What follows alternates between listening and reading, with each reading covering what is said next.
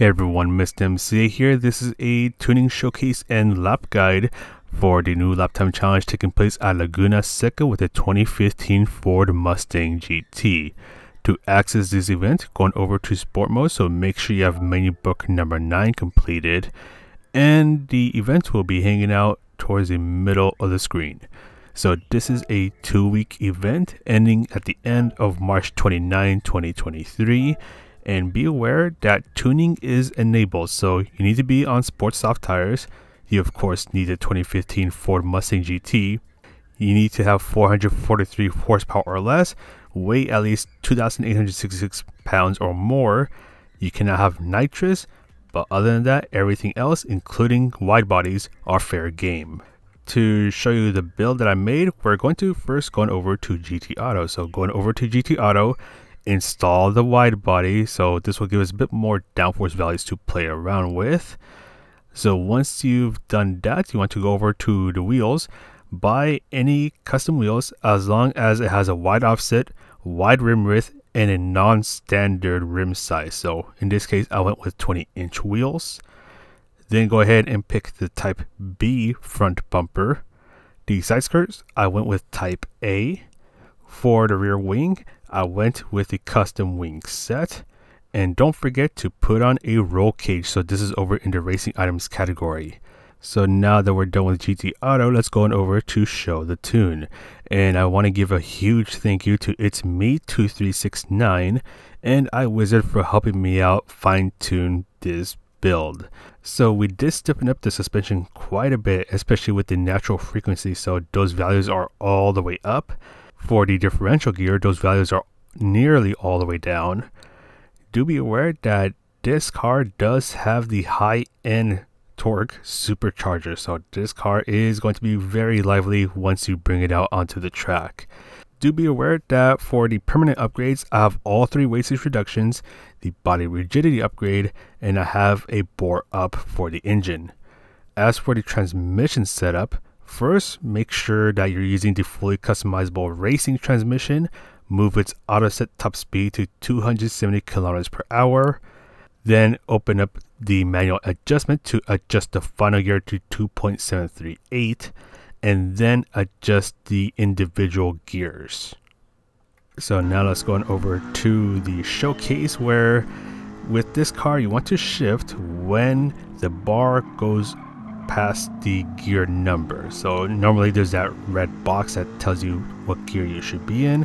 You're shifting when the bar reaches there. And when you're exiting a corner, you want to be very careful when you're getting on the throttle, because even with this setup, which makes the car a bit more predictable coming out of a turn, you can still get a lot of wheel spin to the point where you just spin out. So you have to be really careful just getting on the throttle. Just try and make sure that you don't get too much wheel spin. And you do need to brake a little early, because even though the ballast is towards the rear of the car, this car is still pretty understeery. You can even see that the brake balance at +1 or 1 to the rear to try to get the car to whip around the corners, especially under braking.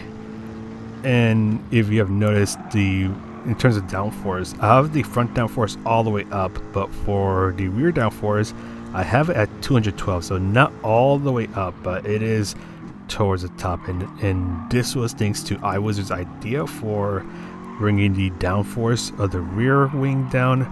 So that way the car can turn in a bit more, so it doesn't feel too understeery, especially under higher speed corners. And then thanks to It's Me 2369's suggestion for stiffening the natural frequency, the weight shift doesn't feel way too obvious, because especially at the corkscrew, if the suspension is too soft, then the car gets really unstable there. But with this setup, it's less likely for the car to want to step out that much. So there we go. So with this setup, I was able to get a 127.8. Don't ask me how long it took me to try to get this time. I even did a 5-hour stream on this, wink wink. But anyways, let's go on over to the lap guide. So here we are getting ready to start the lap guide. So again, make sure you shift where the red box is, just after the gear number. Your first braking point is just before you reach the floorboard that is on the right. So brake as much as you can in a straight line. You're turning in when you're about to reach the one board that is on the right. Start to ease off of the brakes as you're turning in, going down to first gear. But you do want to be careful getting under throttle to make sure that the car doesn't get too much wheel spin, and gradually make your way up to second gear. Then bring yourself towards the left. You're braking before the 2 board and turning in just as you pass it. You can go down to second gear for a short moment to have the car whip around this turn a bit more, but exit on third gear, and again just carefully get under throttle. Throttle control is key here, especially with this car. Then use a little bit of braking before the 1 board and you're turning in right at the same time. Staying on third gear until you hit the apex, then you can exit on fourth gear and be a bit more aggressive on the throttle. That way you don't get too much wheel spin. Then brake just before you reach the 3 board. You're going to go down to second gear, turning in just before you reach the 1 board. Then go down to second gear for a bit more rotation. Exit on third gear, and again just nice and gentle on the throttle. You don't want to get too much wheel spin. Now this is where it gets tricky because you want to brake before the 2 board and turn in at the 2 board. So you're going at full braking power for a very short moment, quickly easing off of the brakes as you're turning in and getting under throttle as soon as you hit the apex. It's very tricky to nail down, so you do want to brake a little early for turn 7.